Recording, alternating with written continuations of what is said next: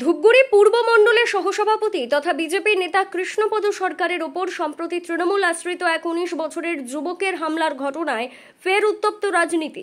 ঘটনার সূত্রপাত ৩ দিন আগে রাতের অন্ধকারে। অভিযোগ, ওই যুবক পেছন দিক থেকে আক্রমণ করে কৃষ্ণপদ সরকারের মাথায় গুরুতর আঘাত করে। তাকে আশঙ্কাজনক অবস্থায় হাসপাতালে নিয়ে গেলে তার মাথায় ৫টি সেলাই পড়ে। পরে তার সিটি স্ক্যান করা হয় এবং বর্তমানে তার চিকিৎসা চলছে। আমরা আইসি সাহেবকে গতকালকে বলেছিলাম, আজকে সকালবেলা আমরা ফার্দার বললাম যে তার এগেইনস্টে মিথ্যা কেস করা হয়েছে। কি অভিযোগে তুলে আনে? বিষয়টা হচ্ছে, একটা ছেলে তৃণমূল আশ্রিত একটা গুন্ডা বদমাইশ, ১৯ বছরের একটা ছেলে। সেই ছেলেটা কৃষ্ণপদ সরকারকে গত ৩ দিন আগে রাতের অন্ধকারে পিছন থেকে অতর্কিত হামলা করে এবং তার মাথা ফাটে। কৃষ্ণপদ সরকারের তার মাথায় ৫টা সেলাই আছে এবং তার সিটি স্ক্যান থেকে শুরু করে তার ট্রিটমেন্ট চলছে। এই মতো অবস্থায় আপনারা কি কেস করছেন? এই মতো অবস্থায় আমরা কেস করি এবং কেস করার পরে সেই ছেলেটাকে এখান থেকে চালান করে পরবর্তীতে তৃণমূলের মদতপুষ্ট গুন্ডাদের দ্বারা এবং তৃণমূলের এখানকার পুলিশের মদতে কৃষ্ণপদ সরকারের নামে মিথ্যা কেস, শ্লীলতাহানি কেস দিয়ে তাকে কালকে অ্যারেস্ট করা হয়। কি কারণে মারধর করা হয় বলে অভিযোগ? আমরা পরিষ্কার বলতে চাই, তৃণমূলের আমলে সবাই কেউ সুরক্ষিত নয়, কেউ সুরক্ষিত নয়। এটা একটা সরকার চলছে না, এটা গুন্ডা রাজ চলছে।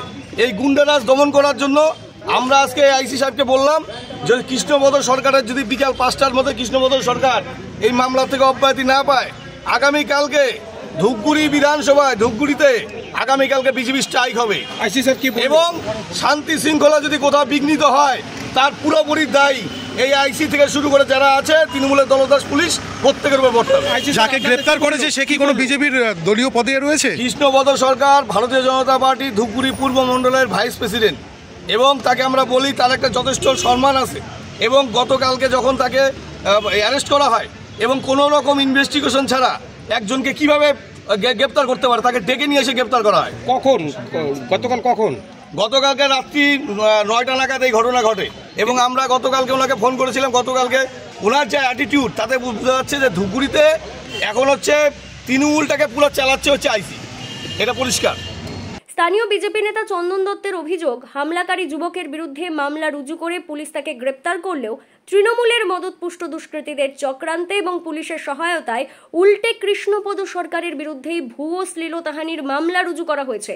তার আরও অভিযোগ, এটি সম্পূর্ণ রাজনৈতিক প্রতিহিংসা। ধূপগুড়িতে এখন প্রকাশ্য গুন্ডারাজ চলছে আর পুলিশ প্রশাসন শাসক দলের হয়ে নির্লজ্জভাবে কাজ করছে। এই ঘটনার পর ধূপগুড়ির আইসিকে লক্ষ্য করে বিজেপি কড়া হুঁশিয়ারি দিয়েছে। বিজেপি নেতৃত্বের বক্তব্য, বিকেল ৫টার মধ্যে কৃষ্ণপদ সরকারকে নিঃশর্তভাবে মুক্তি না দিলে আগামীকাল ধূপগুড়ি বিধানসভা এলাকায় বিজেপির পক্ষ থেকে ২৪ ঘন্টার ধর্মঘট ডাকা হবে। বিজেপির তরফে স্পষ্ট জানানো হয়েছে, আইন শৃঙ্খলা পরিস্থিতির অবনতি হলে তার সম্পূর্ণ দায় বর্তাবে ধূপগুড়ি থানার আইসি ও তৃণমূল ঘনিষ্ঠ পুলিশ প্রশাসনের উপর। ৬ ঘন্টাও হয় নাই। উঠিয়েছে ৯টার দিকে। কি কারণে পুলিশ তুলে আনলো? ওই যে বাচ্চাটা ওখানে ক্যান্সার কথাটা শুনে মারামারি হয়েছে। মিথ্যা কেস একটা টোটালটাই। ছোট একটা বাচ্চা